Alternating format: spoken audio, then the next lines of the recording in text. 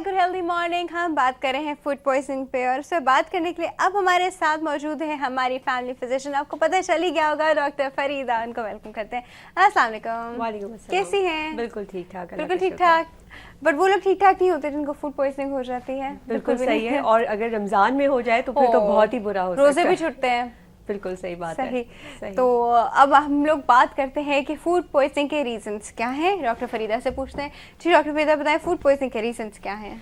देखिए, एक तो फूड पॉइजनिंग का ना बड़ा लोगों के दिमाग में एक ऐसा होता है कि कोई पॉइजन हो गया है ना, यानी कि लोग समझते हैं कि कुछ खाने में एक टॉक्सिन साथ है। जहर जैसे लोग समझते हैं कि कोई जहर हो गया और जो है वो इसमें मर जाएगा बंदा, या ऐसा नहीं होता है। यूजुअली फूड पॉइजनिंग माइल्ड होती है, ठीक हो जाती है, 1-2 दिन में ही, 24 to 48 आवर्स में ही बेटर हो जाती है।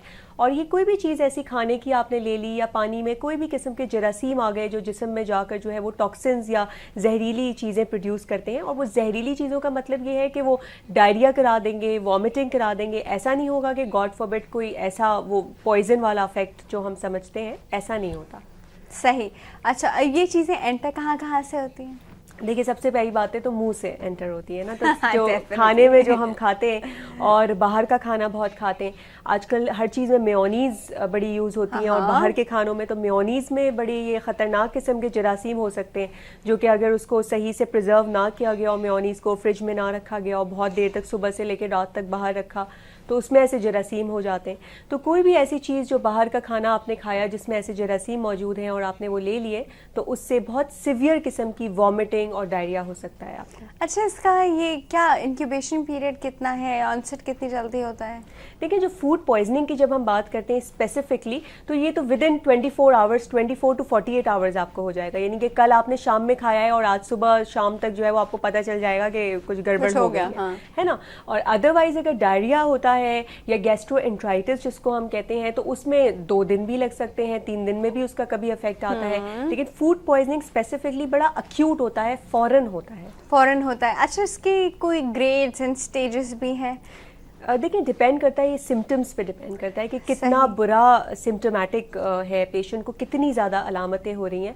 इनिशियली जैसे वॉमिटिंग से शुरू होता है, फर्स्ट दिन हो सकता है कि वॉमिटिंग्स ही रहें और नेक्स्ट दिन जो है वो पेचिश यानी कि डायरिया लग सकता है। और 3 डेज़ में, यूजुअली 3 to 4 डेज़ में ये ठीक हो जाना चाहिए।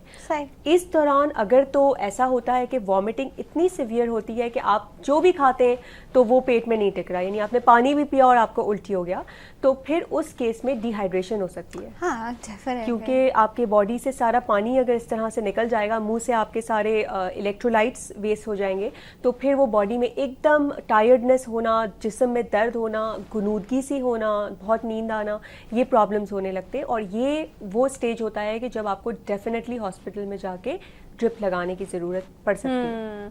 अच्छा, तो शुरू में अपने आप को एज अ वॉमिटिंग अपने आप को मैनिफेस्ट करता है, फिर बाद में डायरिया और पेट में दर्द और सब कुछ शुरू हो जाता है। एब्डोमिनल क्रैम्प्स, इतने बुरे क्रैम्प्स होते हैं कि थोड़ी पहले देर में कभी-कभी सिर्फ ये होता है कि आपको नोजिया हो रहा होता है और क्रैम्प्स बहुत पड़ रहे होते हैं, जिससे पेशेंट काफी परेशान हो जाते हैं, लेकिन घर में ही कोप अप करने की कोशिश कर रहा होता है ऐसी दवाइयाँ खाकर। और that is the best way to cope with it, क्योंकि जो है वो आप घर की जो चीजें लेते हैं वो बहुत अच्छे, जैसे इस्पगुल वगैरह बड़ा अच्छा काम करता है, डायरिया में भी काम करता है, वो कॉन्स्टिपेशन में भी काम करता है।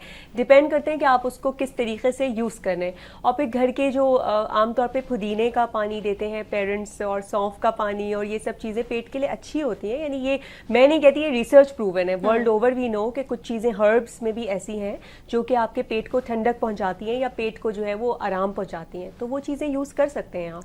सही। अच्छा, अब मुझे बताएं कि इसके सिम्टम्स तो चले, हम लोग को पता चल गया कि कुछ गड़बड़ हो रही है, इसको नॉर्मल डायरिया से कैसे डिफ्रेंशिएट करेंगे घर में? देखिए, नॉर्मल डायरिया में सिर्फ कभी कभी डायरिया ही होता है, थोड़ी बहुत उल्टी जैसा होगा, पेट में भी दर्द होता है, पेट में भी दर्द होता है, ये बड़ा सिमिलर सिम्टम्स होते हैं इसके। आप उसको बहुत ज़्यादा डिफ्रेंशिएट एक लाइन नहीं खींच सकते कभी कभी।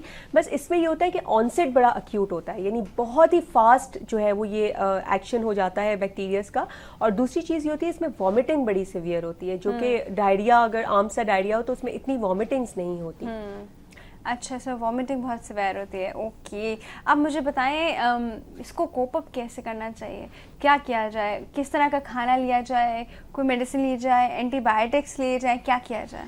देखिए आमतौर पे एंटीबायोटिक्स की नीड नहीं होती अनटिल एंड अनलेस के जो है वो 3 डेज़ हो गए और फिर भी ये बेहतर नहीं हो रहा, या फिर इतनी सिवियर किस्म का जो है वो वॉमिटिंग्स और डायरिया हो रहा है कि डिहाइड्रेशन हो रही है, आपको हॉस्पिटल ले जाया गया, तो ज़ाहिर है हॉस्पिटल इन्वायरमेंट में एंटीबायोटिक्स दी जाती हैं। ड्रिप की भी ज़रूरत हर दफ़ा नहीं पड़ती, यानी अगर 24 आवर्स में ये सेटल हो जाता है तो आप ज़ाहिर है कि एक अडल्ट आदमी 24 आवर्स तक थोड़ा बहुत डिहाइड्रेशन बर्दाश्त आपकी बॉडी कर सकती है।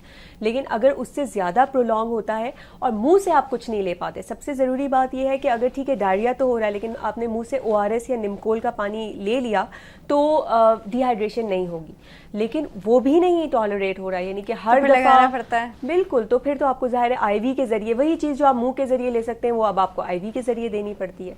तो ये डिपेंड करता है कि तो अवॉइड ही करना चाहिए IV। लोग कहते हैं ना कि कौन चलो इतना पिए, काम करो हमें बॉटल लगा दो। हाँ। तो वो मतलब एक तो सोर्स ऑफ इन्फेक्शन भी है, दूसरा ज़्यादा बेटर रहता है कि आप इस वाली चीज़ में ना ही पड़े और घर में ही अपनी ट्रीटमेंट कर लें। अगर आप पहले वक्त में ट्रायल करें, लोग घरों में लगवा लेते हैं नर्सेस बुलाकर और ड्रिप्स लगी हुई है जी घर में। भाई ड्रिप क्यों लगी है, आप जब आप खुद खाने पीने के काबिल है तो खुद खा पी लीजिए। ड्रिप्स तो बहुत ही बेड रिडन किस्म के पेशेंट्स के लिए होती है जो कि नहीं खा पी पाते, या डिहाइड्रेशन सिवियर किस्म की हो रही हो, सिवियर जो बिल्कुल एक आध वॉमिटिंग हो गई, 2-3 डायरिया के एपिसोड्स हो गए, इसमें जो है वो इतना आपको ड्रिप की ज़रूरत नहीं पड़ती है। एक डायरिया ऐसा होता है जिसमें ड्रिप की ज़रूरत आम तौर पे पड़ जाती है, वो होता है कॉलेरा, यानी वो जो राइस वाटर स्टूल जिसको कहा जाता है कि बिल्कुल सफ़ेद किस्म के जो है वो स्टूल्स होते हैं और बिल्कुल पानी निकलता है, उसमें आप देखेंगे कि बिल्कुल सॉलिड मटेरियल नहीं होता, एकदम वाटरी स्टूल होता है। तो उस केस में जो है वो जाहिर है कि इतना तेजी से बॉडी से लूज होता है, निकलता भी सिर्फ पानी ही है उसमें, क्योंकि सब कुछ तो निकल चुका होता है, कुछ खा पी नहीं सक रहे होते हैं, तो निकलते ही सिर्फ पानी है। और उसमें एंटीबायोटिक की भी जरूरत पड़ती है और आपको ड्रिप की भी जरूरत पड़ती है। सही, और वो चीज़ें घर में मैनेज नहीं हो पाती, डेफिनेटली नहीं हो, बिल्कुल नहीं पाती। कभी कभी इनफैक्ट जो है वो स्टूल के लिए भी बैग लगाना पड़ता है, क्योंकि इतना ज़्यादा तेज़ी से डायरिया पास हो रहा होता है कि उसको कंट्रोल भी नहीं किया जा सक रहा होता, तो वो बहुत एक बुरी कंडीशन होती है कॉलेरा। सही। अच्छा मुझे बताएं कि इसकी टाइप, फूड पॉइजनिंग की टाइप्स हैं?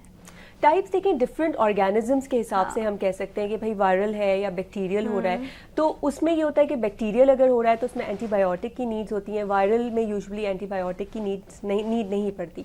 लेकिन अगेन डिपेंड करता है कि 3 डेज से ज़्यादा अगर एक्सटेंड करता है आपका डायरिया, आपकी अलामतें नहीं बेटर होती तो फिर एंटीबायोटिक यूजुअली दे दी जाती हैं। सही। अच्छा आप ऐसे कॉल है ले लेते हैं। अस्सलाम वालेकुम।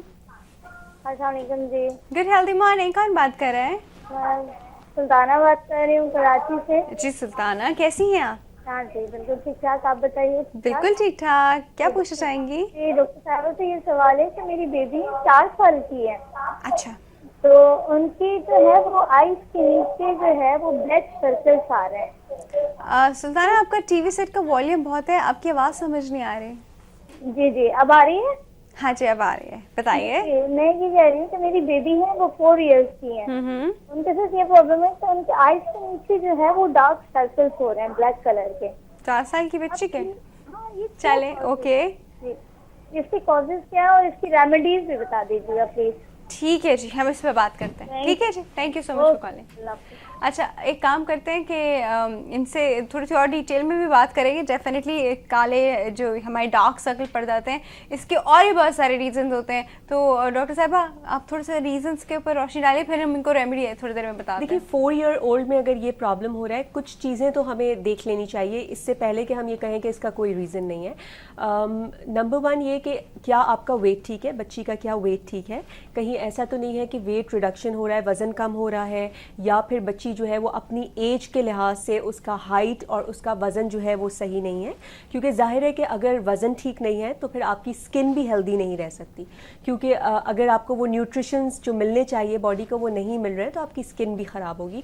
तो उसी के साथ जो है वो डार्क आई सर्कल्स भी उसी का एक हिस्सा हो सकते हैं। कुछ रिसर्च बताती है कि कुछ विटामिन डेफिशिएंसीज की वजह से भी ये थोड़े से सर्कल्स पड़ सकते हैं, स्ट्रेस की वजह से या नींद पूरी ना होने की वजह से भी सर्कल्स पड़ते हैं। तो अगर बच्चे जो बहुत लेट सोते हैं और सुबह स्कूल के लिए ज़ाहिर है जल्दी उठना होता है, तो अगर उनकी नींद पूरी आप समझते हैं कि नहीं हो रही है तो उसको भी जो है वो अवॉइड करना चाहिए। कुछ अच्छा डॉक्टर साहब ये बताइए कि ये सर्कल्स क्यों पड़ रहे होते हैं, ये इनकी क्या फिजियोलॉजी है? देखिए ये हाइपर पिगमेंटेशन हो जाती है, यानी कि वो जो स्किन होती है ना उसके अंदर जो है वो कुछ ऐसी चीज़ें होती हैं जो कि पिगमेंट्स प्रोड्यूस करती हैं, जो कि डार्क पिगमेंट्स प्रोड्यूस करती हैं, तो ये जो है वो बढ़ जाती है। इसकी वजह बहुत ज़्यादा हमें मालूम नहीं है, एक्सेप्ट कि कुछ चीज़ें जैसे अडल्ट्स में होती हैं, हमें पता होता है कि भाई गर्दन के बाहर बाहरी हिस्से पर अगर डार्क लाइंस आपके पड़ती हैं तो उसका ताल्लुक डायबिटीज़ से या मोटापे से हो सकता है। लेकिन ये जो डार्क सर्कल्स आई के अराउंड है, बहुत ज़्यादा इसके रीजंस हमें नहीं मालूम है। कभी कभी ऐसा भी होता है कि फेमिलियल होता है, यानी कि ख़ानदान में माँ बाप को या किसी को ख़ानदान में इस तरह के डार्क सर्कल्स हैं फेस पे, तो बच्चों को भी वो एक ख़ानदानी जेनेटिकली मिल जाता है। एग्जैक्टली, और वो ऐसे बड़े बड़े खड्डे गड्ढे की तरह पड़े होते हैं कुछ लोगों के, समझ नहीं आता कि वो कहते हैं हम हेल्दी डाइट भी लेते हैं, सोते भी हैं टाइम पे, स्ट्रेस भी नहीं लेते, फिर भी ये देखो क्या हो जा रहा है। और फिर वो एक स्विच करते रहते हैं डॉक्टर्स, कभी ये रेमेडी, कभी किसी ने एक मिक्सचर बना के दे दिया, कभी दूसरा मिक्सचर, कभी ब्यूटिशियन ने दे दिया। घरेलू टोटके हैं ना इसके लिए डॉक्टर साहिबा, आपको तो पता ही होगा, बीइंग फीमेल हम लोग को ऐसी बहुत सारी बातें पता होती हैं। चलते हैं एक छोटे से ब्रेक की तरफ, कहीं मत जाएगा, विल बी राइट बैक।